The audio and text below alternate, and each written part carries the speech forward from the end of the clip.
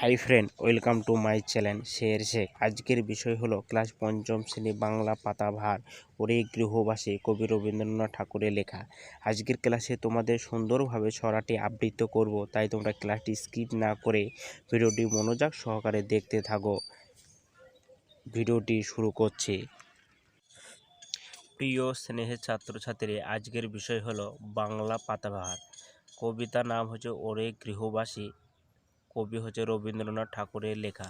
তোমাদের ছড়াটাই সুন্দরভাবে শুনে দেখাবো, তোমরা মনোযোগ সহকারে ভিডিওটি দেখতে থাকো।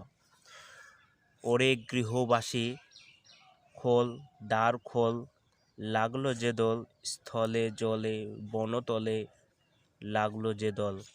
দ্বার খোল দ্বার খোল, রাঙা হাসি রাশি রাশি, অশোকে পলাশে রাঙা নেশা, মেঘে মেশা প্রভাত আকাশে। নবীন প্রাতায় লাগে রাঙা হিল্লর, দ্বার খোল বেণুবন মরমরে দক্ষিণ বাতাসে, প্রজাপতি দোলে ঘাসে ঘাসে, মৌমাছি ফিরে যাচ্ছে ফুলের দক্ষিণায়, পাখায় বাজায় তার ভিকারির বীণা।